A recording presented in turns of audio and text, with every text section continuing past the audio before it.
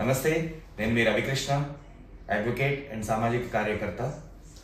అయితే నేను మీ అందరికీ తెలుసు లడ్డారంలో జరిగిన అక్రమ మైనింగ్ గురించి, దానివల్ల ఇప్పుడు అక్కడ ఉన్న విలేజర్స్ ఎదుర్కొంటున్న ఇబ్బందుల గురించి చాలాసార్లు గత ప్రభుత్వం ఉండగా కూడా నేను చాలా రిప్రజెంటేషన్స్ ఇవ్వడం జరిగింది. అయితే గత సంవత్సరం ఏప్రిల్లో దీనిపైన పూర్తి స్థాయి ఇన్స్పెక్షన్ కూడా చేయడం జరిగింది. డిపార్ట్మెంట్ ఆఫ్ మైన్స్ నుంచి అసిస్టెంట్ మైనింగ్ ఆఫీసర్ రామకృష్ణ గారు వచ్చి ఇక్కడ జాయింట్ ఇన్స్పెక్షన్ చేయడం జరిగింది, ఏడీ మైన్స్ వీళ్ళందరి ఇన్వాల్వ్మెంట్తో. కానీ ఆ రిపోర్ట్ సిఎస్కి సబ్మిట్ చేసిన తర్వాత ఎటువంటి చర్యలు అప్పట్లో తీసుకోలేదు. అయితే ఈ తెలంగాణలో ప్రభుత్వం మారిన తర్వాత కాంగ్రెస్ ప్రభుత్వం ఆధ్వర్యంలో, రేవంత్ రెడ్డి గారి ఆధ్వర్యంలో మన పటాన్చెరు కాన్స్టిట్యున్సీ లోకల్ ఇన్ఛార్జ్ కాటా శ్రీనివాస్ గారి దృష్టికి ఇవి తీసుకెళ్లడం జరిగింది. ఆయన నన్ను మంత్రి గారి దగ్గరికి తీసుకెళ్తే నేను ఆయనకి ఇచ్చిన రిప్రజెంటేషన్ ఆయన కన్సిడర్ చేస్తూ కలెక్టర్ గారికి ఆదేశాలు ఇవ్వడం జరిగింది. ఒక సిట్ ఫామ్ చేసి దానిపైన చర్యలు తీసుకోవాలని చెప్పని చాలా స్ట్రిక్ట్గా ఆదేశాలు జారీ చేయడం జరిగింది. ఆ ఎస్ఐటిలో ఆర్డీఓ గారు, తర్వాత ఏసీపీ గారు, తర్వాత వివిధ డిపార్ట్మెంట్ ఏడీ మైన్స్ వీళ్ళందరూ కలిసి జాయింట్ ఇన్స్పెక్షన్ చేశారు లడ్డారంలో. దాని ప్రకారము కొన్ని కంపెనీస్ని సీజ్ చేయడం జరిగింది. అయితే దీంట్లో పటాన్చెరు ఎమ్మెల్యే గూడెం మహిపాల్ రెడ్డి గారి తమ్ముడు పేరు మీద ఉన్న సంతోష్ శాండ్ అండ్ గ్రానైట్ అనే కంపెనీకి 2023లోనే పీసీబీ క్లోజర్ ఆర్డర్స్ ఇచ్చింది ఆఫ్టర్ డ్యూ ఇన్వెస్టిగేషన్. ఆ క్లోజర్ ఆర్డర్స్ని వీళ్ళు ఇంప్లిమెంట్ చేయకుండా అలా నొక్కి పెట్టేసి అతనికి పర్మిటెడ్ ఏరియా 4 హెక్టార్స్ అంటే 9.8 ఎకర్స్కి బదులు 15 ఎకరాలకు పైగా దాంట్లో తవ్వకాలు జరపడం జరిగింది. దాంట్లో నుంచి రాక్ మైన్ ఎక్స్ట్రాక్ట్ చేసి క్రషర్స్ వాడి పెబుల్స్ ఇవన్నీ కూడా ఎక్స్పోర్ట్ చేయడం జరిగింది. ఎటువంటి రాయల్టీ కానీ ట్యాక్సెస్ కానీ ప్రభుత్వానికి చెల్లించలేదు. ఒక ప్రైవేట్ వ్యక్తి ఎమ్మెల్యే అండదండలు లేకుండా, తన సొంత అన్న అండదండలు లేకుండా ఇది చేయడం సాధ్యమా? ఎవరైనా ఒక సాధారణ వ్యక్తి మైనింగ్ లీజ్ తీసుకుంటే ఈ అధికారులు ఇలాగే చూస్తూ ఊరుకుంటారా?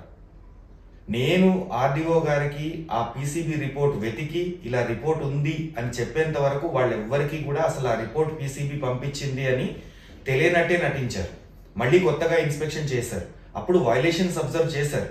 కానీ ఈ వెంటనే సీజ్ చేయడం అనేది నేను ఆ రిపోర్ట్ పంపించిన తర్వాత జరిగింది.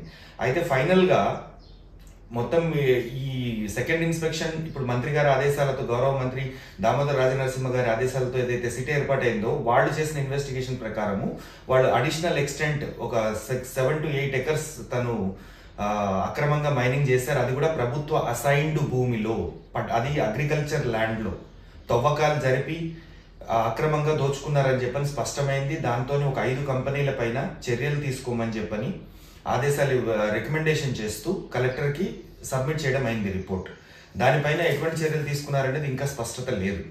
అయితే దీంట్లో ముఖ్యంగా నేను మొదటి నుంచి కంప్లైంట్ చేస్తున్నది ఏంటంటే కేఎస్ఆర్ మైనింగ్ అనే కంపెనీ, అది లడ్డారం పెద్ద చెరువు జస్ట్ ఒక 100 మీటర్స్ లోపున ఆ ఏరియా ఉంది, మైనింగ్ అలాటెడ్ ఏరియా. అది చెరువు కట్టను కూడా ఆక్రమించేసి వీళ్ళు మైనింగ్ కార్యకలాపాలు చేస్తున్నారు. ఒకప్పుడు లాస్ట్ ఇయరే ఎప్పుడైతే కంప్లైంట్ చేశానో, లాస్ట్ ఇయర్ మార్చ్ ఏప్రిల్లో, ఆ టైంలోనే చిన్నపాటి బ్లాస్టింగ్ చేస్తేనే నీటి ఊట బయటికి రావడం జరిగింది. వీళ్ళు అక్కడ మితిమీరిన తవ్వకాలు చేయడానికి ఇప్పుడు సిద్ధపడ్డారు. వాళ్లపైన ఎటువంటి చర్యలు తీసుకోలేదు.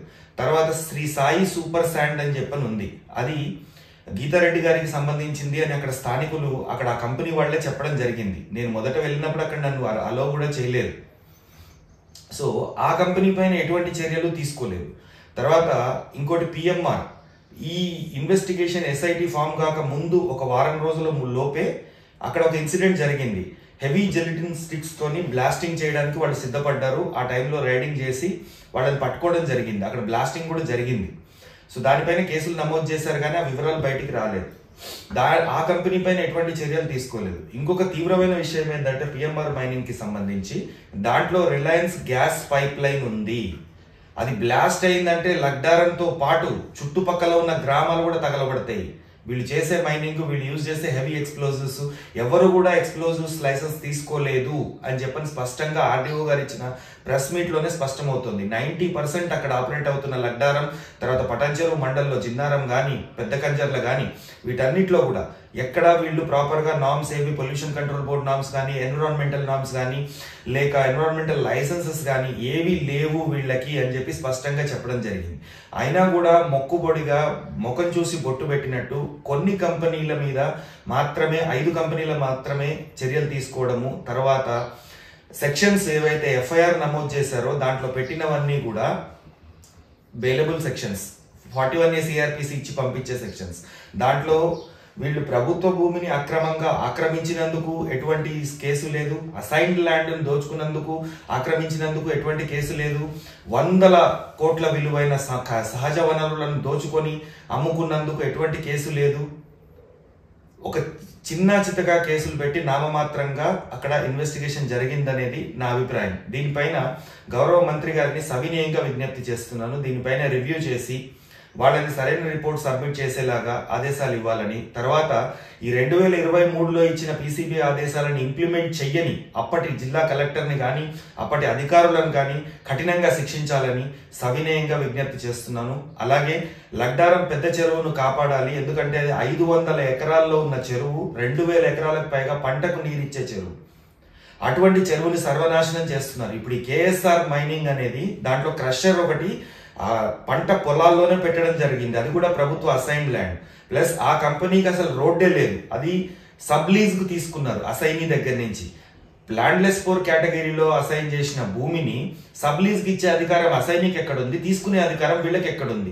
ల్యాండ్ అక్వైర్ చేయాలి అంటే ప్రభుత్వం ప్రాపర్ R&R యాక్ట్ అప్లై చేస్తూ అక్వైర్ చేయాల్సి వస్తుంది, due procedure of law follow కావాల్సి వస్తుంది.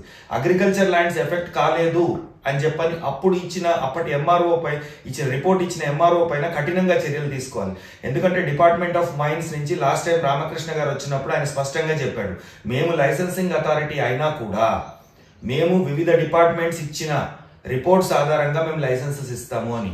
అంటే ఈ డిపార్ట్మెంట్స్ అందరినీ మేనేజ్ చేసి రెవెన్యూ కానీ, ఇరిగేషన్ కానీ, లేక పొల్యూషన్ కంట్రోల్ బోర్డు కానీ, లేక మిగతా ఫైర్ సేఫ్టీకి సంబంధించిన వాళ్ళు కానీ, ఈ పోలీస్ డిపార్ట్మెంట్ కానీ, వీళ్ళందరూ ఎట్లా సైలెంట్ గా ఉన్నారు? ఇన్ని యాక్టివిటీస్ జరుగుతుంటే ఇంతకాలం ఎందుకు చూసి చూడనట్టు వ్యవహరించారు? ఎవరి ప్రెషర్ వల్ల ఇది జరిగింది? దీనిపైన నిజాలు తెలియాల్సింది ఉంది కాబట్టి సమగ్ర విచారణకు ఆదేశించాలని ముఖ్యమంత్రి రేవంత్ రెడ్డి గారిని సవినయంగా విజ్ఞప్తి చేస్తున్నాను. Thank you.